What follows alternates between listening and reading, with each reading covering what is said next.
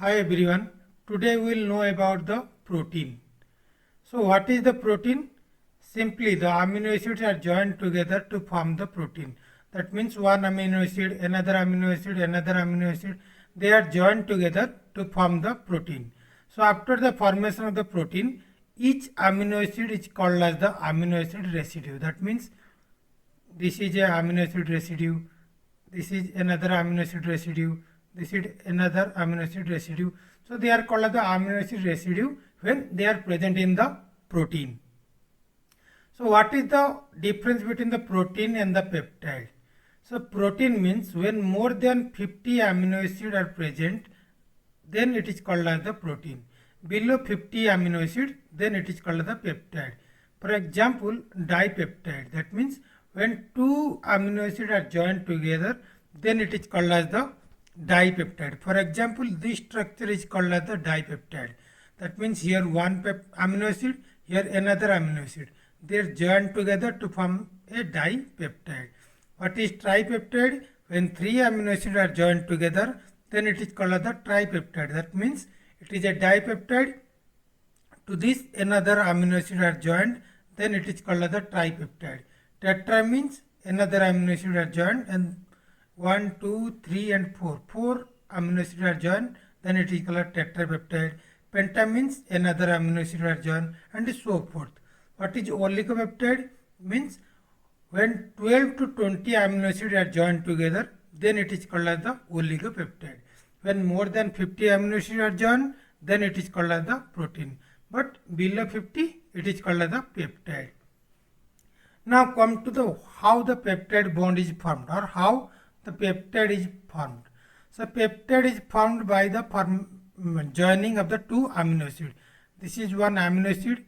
In the amino acid at the center, this is called as the C alpha. This is the amino group. This is the carboxylic group. This is a hydrogen, and to this a R group is added. In the previous slide we have studied already. So that means in this amino acid the R group is hydrogen. That means it is a glycine. That means if it will CH3, then it will the alanine. So all the amino acids, they are differed only by this R group. So this is one amino acid, this is another amino acid. They are joined together to form the peptide, and here one water molecule is released. The water molecule comes from OH of carboxylic group of the first amino acid and the hydrogen of amino group or the NH3 group. So that's why always in the peptide one hydrogen molecule is formed. So on an average, the molecular weight of the amino acid is 128 Dalton. Dalton is the unit of the amino acid. Of course, all different amino acids have different molecular weight, but on an average, one amino acid has molecular weight 128 Dalton. But after formation of the peptide bond, or after formation of the peptide, the molecular weight of the each amino acid residue becomes 110. Why? Because of the release of the water. Because the molecular weight of the water is 18. That means 16 of oxygen, 2 1 each of hydrogen. So that means 16 plus 2, that means 18. So after the formation of the peptide, minus 18. That means 128 minus 18. So 110 Dalton has the molecular weight of the each amino acid. So now come to the structure of the protein or the peptide. So in the peptide, after formation of the peptide, this side is called as the N terminal because of the presence of the nitrogen, and this side or the last side is called as the C terminal because of the presence of the carbon in the carboxylic group. So after that a peptide bond is formed. That means CONH group. It is a peptide bond, or it is called as the amide bond. Because the amide group, it has CONH. That's why the amide group is also called as the peptide bond. So this peptide bond has a peculiar character that is called as the partial double bond character.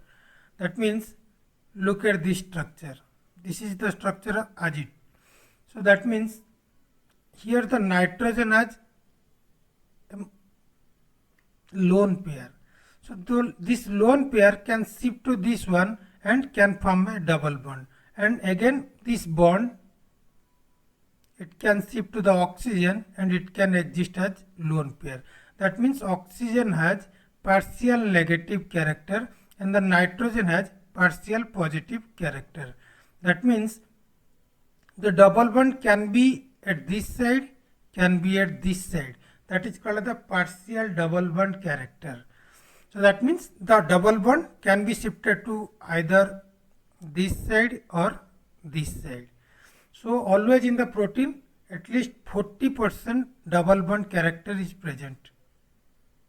So because of this double bond character, simply a normal carbon nitrogen single bond has bond length 1.49 angstrom.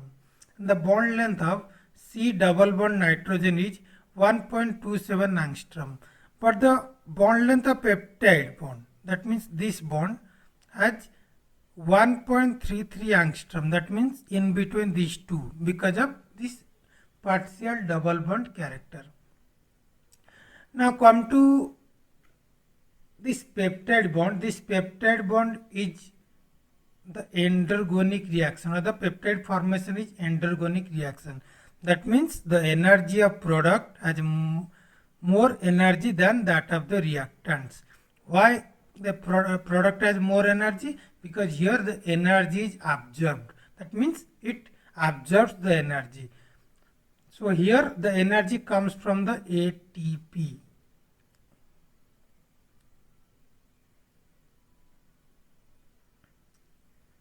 So here the ATP releases the energy. That's why this energy is released, is absorbed. So always during the formation of the peptide, energy is absorbed and that energy comes from the ATP in case of the protein. So that's why in the endergonic reaction, the del G, or the Gibbs free energy, always be more than 0. In the protein case, the del G is nearly equal to plus 21 kilojoule per mole. So next come to the torsion angle or the dihedral angle. It is something complex. So the torsion angle or the dihedral angle, it originates from the three-dimensional space angle idea. That means let's imagine H2. That means here one hydrogen, it joins to another hydrogen by a bond. So it can be shown as this type. That means here the stoichiometry of H2 is defined by the distance, that means bond length. But let's come to the water. In that case, the stoichiometry defines by two factors. That means one is bond length or the distance, another is the angle. Or this angle is important because of the two factor, that means distance along with the angle. This molecule is present in the three-dimensional space. It cannot be present in the two-dimensional. But in the H2 case, because of the presence of the one factor, it can be present in the two-dimensional. But when any angle is joined along with the distance, then it can form only in the three-dimensional case. For example, in the H2O2 or the hydrogen peroxide, here it is the one angle, here another angle, here it is the distance of the bond length, here bond length, here bond length. That means many factors are involved. That's why this is called, that's why they are present in the three-dimensional spaces. For example, this angle, this is called the torsion, and this angle is called the torsion, this angle is called the dihedral angle. So these angles are called as the torsion angle and the dihedral angle. So always because of this three-dimensional space, these angles are formed in the planes instead of the lines. In this case, the angle can be present in the planes. That means simply we can say that 180 degree. But here this angle should be present in the plane. It cannot be formed in the lines. So like that, this is the protein of the peptide.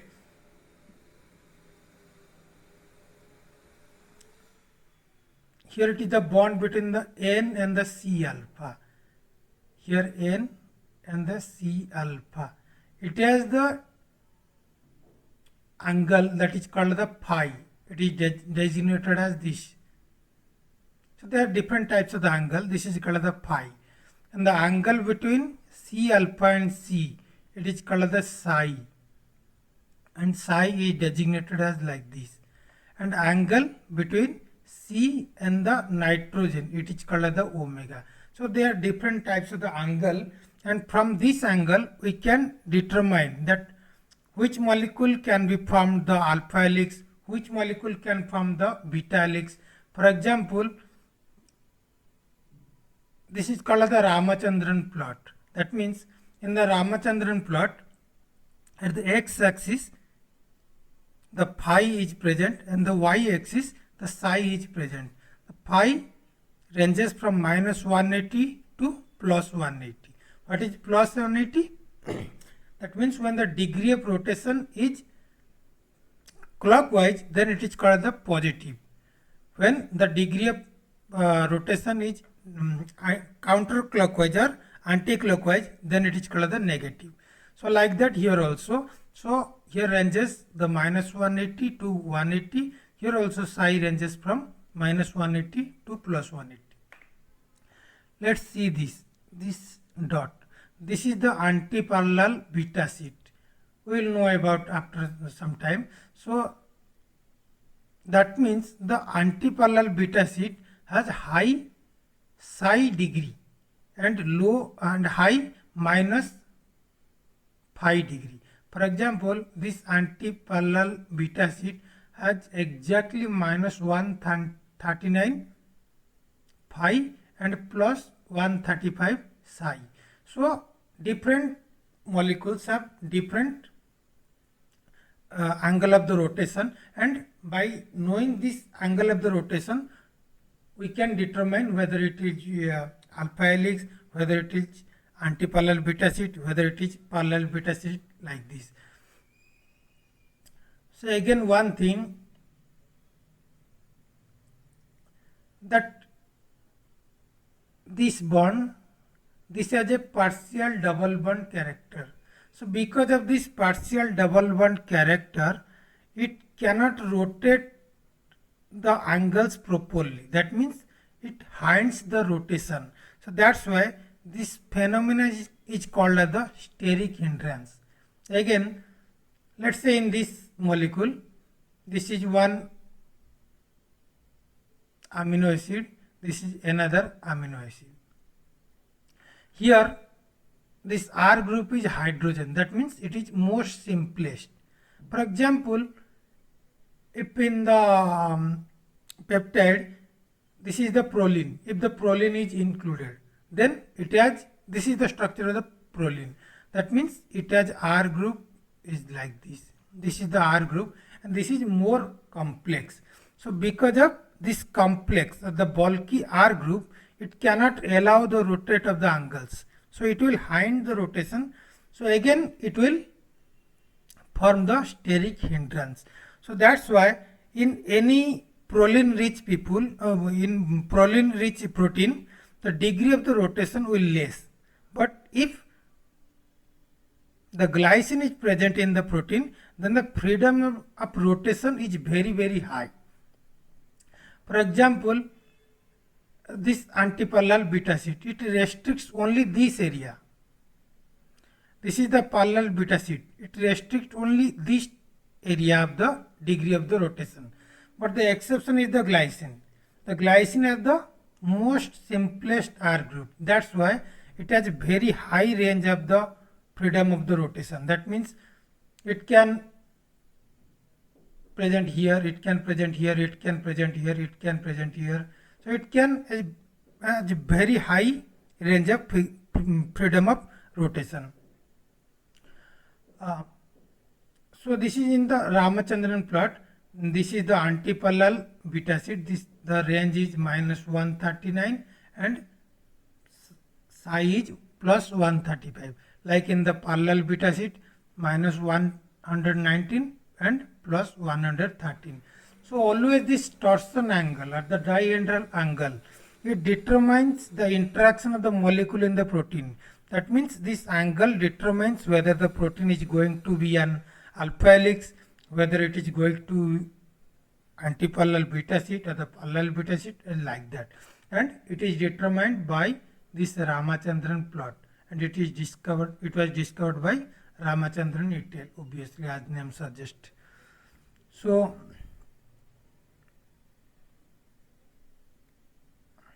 next come to the structure of the protein. So there are the four types of the structure. That is, first is called the primary structure, then it is called the secondary structure, then it is called the tertiary, then the quaternary.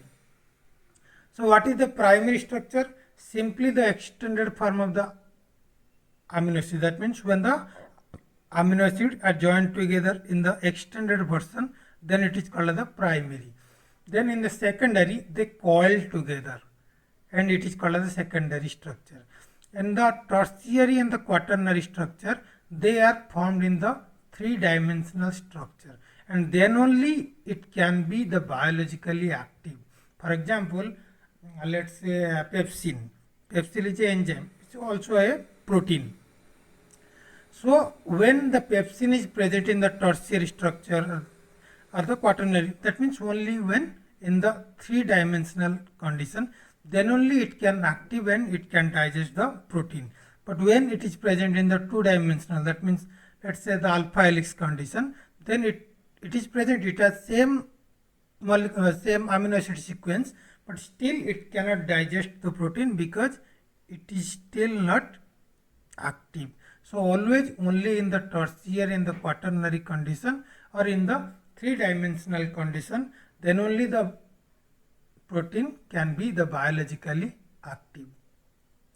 So let's come to the secondary structure. The primary structure is simply the amino acid sequences of the protein. So in the secondary structure, there are four different types of the secondary structure: alpha helix, beta plated sheet, loop, and the turn. So first come to the alpha helix. Alpha helix, the helix, that means the proteins are formed in the helix manner or are joined in the helix manner. So alpha helix normally in the biological protein, they are right-handed alpha helix or right-handed manner.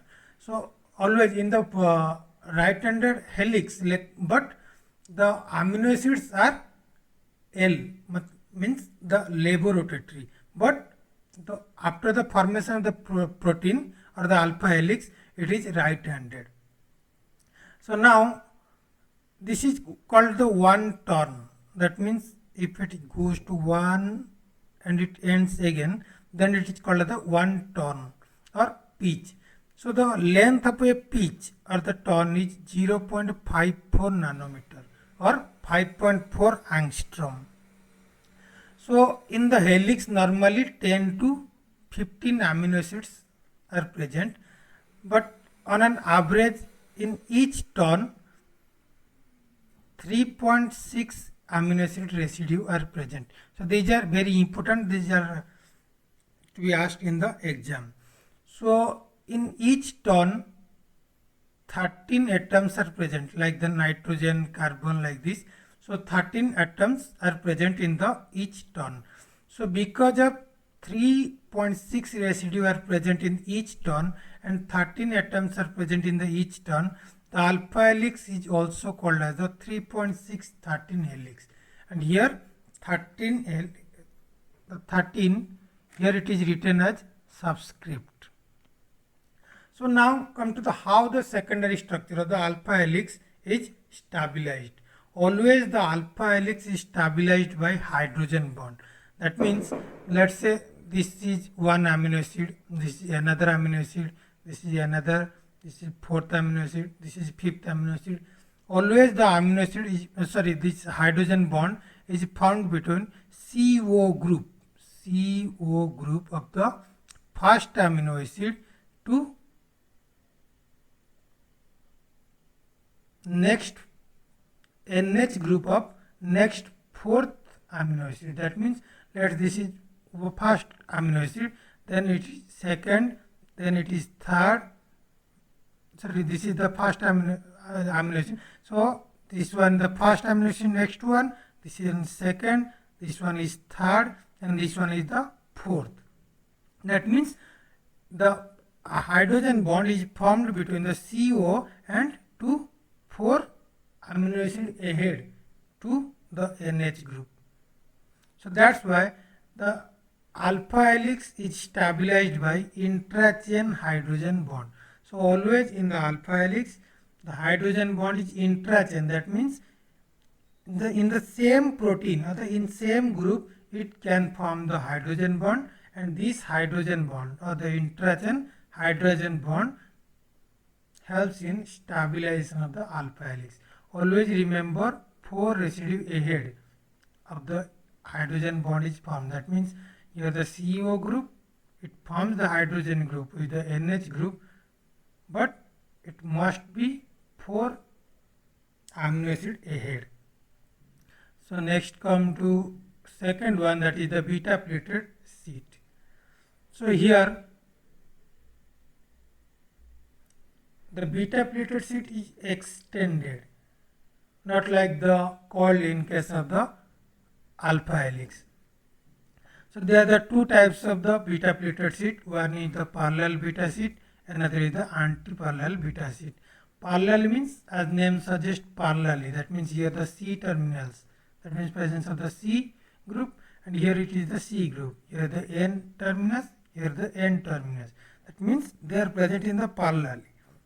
So here the anti-parallel, that means they are present in the anti-parallel. So always in the beta plated sheet, more than one protein are present in the parallel beta plated sheet. But in the alpha helix, single protein can form the alpha helix, but in the beta plated sheet, at least 2 proteins are joined together to form the beta sheet. So in the parallel beta sheet, here also it is stabilized by hydrogen bond, but it is interchain hydrogen bond. In alpha helix, it was intrachain hydrogen bond, but it is interchain. That means here the hydrogen bond is formed in between 2 protein molecules. But in alpha helix, the hydrogen bond was formed inside same protein. That means that's why it is called as the intrachain. So always the alpha helix is stabilized by intrachain hydrogen bond, while the beta plated sheet is stabilized by interchain hydrogen bond. So always, again, most importantly, anti-parallel beta sheet, it is much more stabilized than parallel. Why? Because of the presence of the hydrogen bond, and that is present in the collinear. That means here the hydrogen bonds, they are formed linearly. But here in the parallel case, they are formed zigzagly. So because of the formation of the hydrogen bond collinearly, the anti-parallel beta sheet is much more stable than that of the parallel beta sheet. So next come to third one, that is the loop. Loop is simply 1 to 3 amino acids, they are joined together to form the loop. So what is the role of the loop? So they joins, let's say this is the beta plated sheet, this one is the beta plated sheet, this one is the alpha helix. So they are linked by this loop. So this is the loop. So in this case, this is the 1 to 3 amino acid, and they are responsible for the joining. Here also another loop, they joins again. So always in the loop, the glycine is present, because the glycine has the R group is the hydrogen. That means much more simplest. That means it can fit any structure, so that it helps in the bending. So always in the bending, the glycine have most chances of the presence of in this structure. So again come to the ton. This is the fourth type of the secondary structure. So tons are the three different types of the ton. One is the alpha ton, this is the beta ton, this is the gamma ton. So in the alpha ton, 5 amino acids are joined together, and always the tons are like the U shape.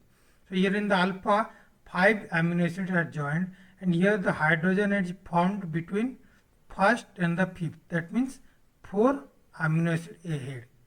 Here in the beta ton, 4 amino acids are present, and the hydrogen bond is formed between the 3 amino acids ahead. Always the beta ton is called as the reverse of the hairpin ton. So gamma, in the gamma, it has 3 amino acids, and the hydrogen is formed with 2 amino acids ahead. So this is the ton and the loop, and the function are the same in case of the loop or the ton. That means the links, only the different types of the protein are the seeds. So next come to a motif. So motif is a super secondary structure.